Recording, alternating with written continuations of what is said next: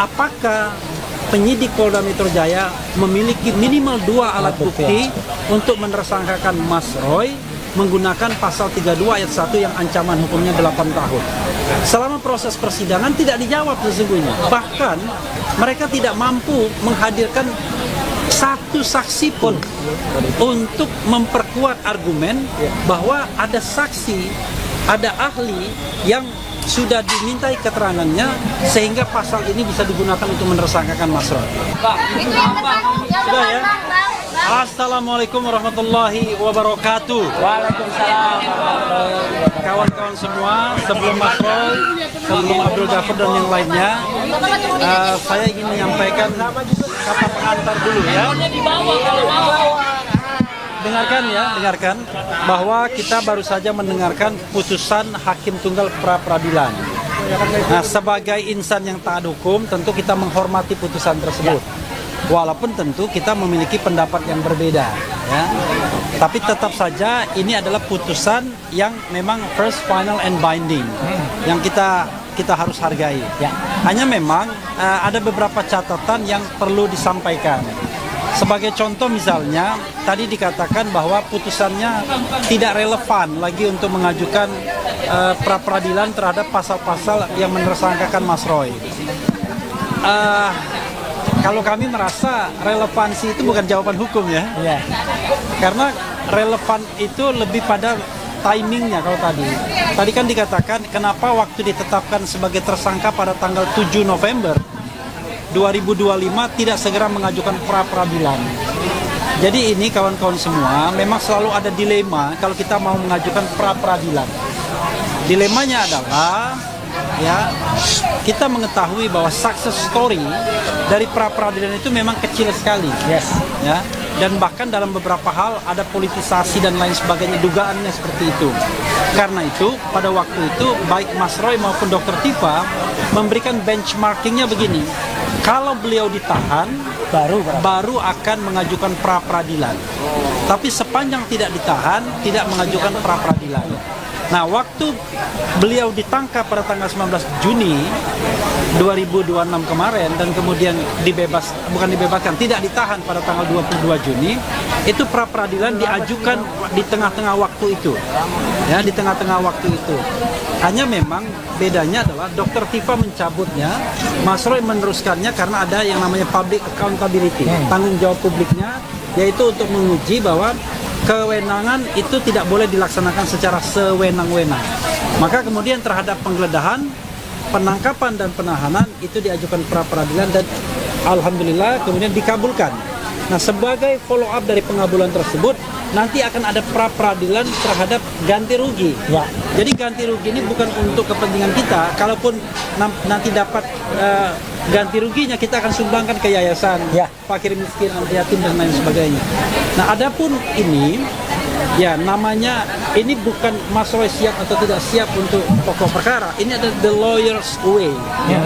Ini adalah jalan lawyer, jalan kuasa hukum untuk melihat bagaimana kita membela klien kita. Nah, pra-peradilan ini yang kemudian diperkuat institusinya melalui KUHAP nomor 20 2025 yang baru ini memberikan peluang bagi kita untuk menguji sesungguhnya dan kemudian menyetop pokok perkara untuk sementara waktu apakah pasal-pasal penersangkaan itu memenuhi minimal 2 alat bukti atau tidak.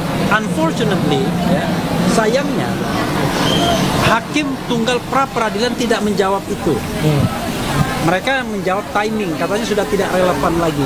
Padahal yang kita tantang sebenarnya adalah apakah penyidik Polda Metro Jaya memiliki minimal 2 alat bukti untuk menersangkakan Mas Roy menggunakan pasal 32 ayat 1 yang ancaman hukumnya 8 tahun. Selama proses persidangan tidak dijawab sesungguhnya. Bahkan mereka tidak mampu menghadirkan satu saksi pun untuk memperkuat argumen bahwa ada saksi, ada ahli yang sudah dimintai keterangannya sehingga pasal ini bisa digunakan untuk menersangkakan Mas Roy. Nah, itu substansinya. Tapi rupanya Hakim pra peradilan buang badan, menyerahkan kepada pengadilan pokok perkara nanti mungkin di PN Jakarta Timur agar bisa kemudian katanya memeriksa kualitas dan yang lainnya jauh lebih katakanlah lebih lebar kesempatannya. Padahal kita tahu bahwa nggak enak loh jadi terdakwa itu kan. Siapa bilang kemudian waktu, tenaga dan lain sebagainya. Tetapi apapun itu, sekali lagi kita hormati putusan ini dan tentu kalau ditanyakan pada Mas Roy, apakah Mas Roy siap untuk pokok perkara? At any time kita siap. Ya, ini adalah the lawyer's way untuk mencari jalan agar kemudian Mas Roy ringan, ya, kemudian ringan langkahnya ketika harus berhadapan dengan pokok perkara. Tetapi kalau belum sukses, ya itu God way, ya kan? Ya. God hand, tangan Tuhan atau jalan Tuhan. Itu saja kawan-kawan semua. Sebelum Mas Roy, Abdul Ghafar akan menambahkan. Silakan. Ya, silakan. Bang Refli, terima kasih. Rekan-rekan media. Jadi hari ini telah dibacakan putusan pra peradilan yang kedua untuk permohonan kami terkait dengan penetapan tersangka menggunakan pasal 32 yang kami uji adalah bukti permulaan yang cukup. Dan apa yang dibacakan oleh hakim pra peradilan tadi sesungguhnya adalah sesuatu yang harus kami hargai. Siapapun tunduk kepada putusan pengadilan karena berlaku dua asas. Asas pertama adalah asas ius curiae novit, yaitu hakim dalam memutuskan perkara tentu hakim dianggap tahu hukum. Dan yang kedua adalah asas res judicata pro varite habetur, bahwa hakim memutuskan suatu perkara itu benar adanya sepanjang tidak dibatalkan oleh putusan pengadilan yang lebih tinggi. Dan ciri khas dari putusan pra peradilan adalah final and binding. Tidak bisa dilakukan upaya hukum, banding maupun kasasi di tingkat pengadilan yang lebih tinggi. Oleh karena itu, kami sebagai lawyer dari Mas Roy, ada Bang RH dan teman-teman yang lain, ada Pak Bang Ristan, ada Pak Yasena, ada Mbak Soraya, kemudian ada Mbak JJ, ada Mbak Najmi, ya, kemudian ada yang lain, ya, bahwa apa yang telah diputuskan tersebut tentu sesuatu yang telah menjadi putusan pengadilan, sehingga itu yang yang terjadi sekarang. Pertanyaan kita selanjutnya adalah apakah putusan ini telah mencerminkan suatu nilai dari suatu kebenaran hukum dan suatu keadilan hukum.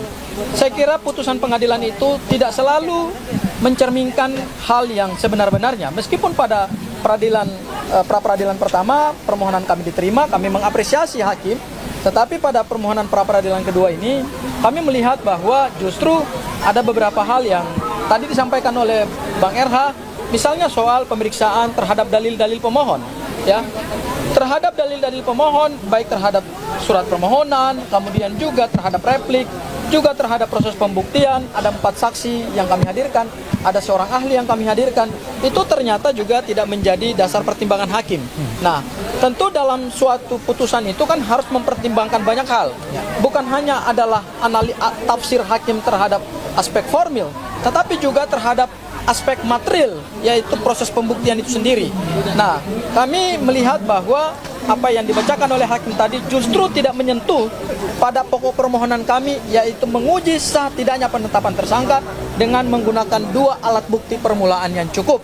Hakim hanya menyandarkan pada satu pemikiran, ya itu adalah satu pemikiran hukum ya dari seorang hakim, itu bukan asumsi, tapi itu pemikiran hukum yang tentu debatable, ya, dan itu menjadi satu ruang diskusi hukum juga nanti ke depan dalam kerangka kita memperkaya sistem hukum kita. Yaitu apa? Hakim hanya menyandarkan pada penafsiran bahwa timingnya tidak tepat atau timingnya tidak relevan. Saya pikir ini sebenarnya tidak ada bedanya dengan ketentuan pasal 82 KUHP yang lama yang tadi dibacakan oleh hakim, bahwa berdasarkan KUHP yang lama, suatu perkara pidana kalau sudah dilimpahkan ke pengadilan itu maka gugur permohonan pra peradilan. Nah, ini kan sebenarnya hampir-hampir mirip gitu. Hanya bedanya adalah di permohonan pra peradilan kami yang pertama, hakim tidak menggunakan penafsiran hukum itu, hakim justru menggunakan penafsiran bahwa penangkapan, penahanan, penggeledahan itu tidak sah, sehingga harus dinyatakan batal demi hukum, dan kami berterima kasih untuk itu. Tetapi dalam putusan yang kedua, hakim tidak menggunakan penafsiran yang sama. Hakim justru menggunakan penafsiran yang berbeda. Dan terakhir dari saya, Bang RH dan Mas Roy, putusan pra peradilan ini justru telah memberikan satu jawaban yang pasti kepada pihak-pihak tertentu yang selama ini membangun narasi, yang selama ini berbeda pandangan hukum dengan kami, karena tadi yang disampaikan oleh Bang RH, ini adalah the lawyer's way. Ini adalah jalan hukum bagi seorang advokat untuk membela kliennya, memanfaatkan atau menggunakan instrumen-instrumen hukum negara yang sah secara undang-undang.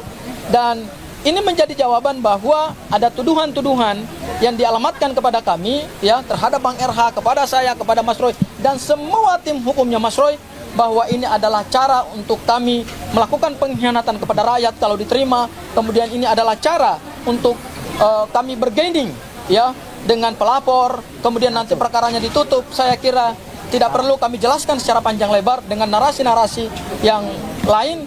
Saya kira putusan hari ini telah memberikan jawaban bahwa tidak ada sama sekali pengkhianatan dalam permohonan pra-peradilan ini. Dan clear bahwa permohonan pra-peradilan ini, saya kutip sekali lagi dari apa yang disampaikan oleh Bang RH, ini adalah the lawyer's way, bukan sesuatu yang salah, bukan sesuatu yang clear. Ini adalah sesuatu yang tepat untuk membela kepentingan hukumnya Mas Roy, dan mudah-mudahan ini jadi satu laboratorium hukum, pembelajaran hukum, bahwa kita jangan lelah untuk mencari kebenaran dan keadilan. Barangkali itu dari saya, Mas Roy. Selanjutnya saya akan Mas Roy bisa di tengah. Kalian ini Mas Roy aja. Apa-apa, kasih nafas. Karena begini, kita hargai ada ahli kami yang kami ajukan yang ingin juga menyampaikan pendapatnya.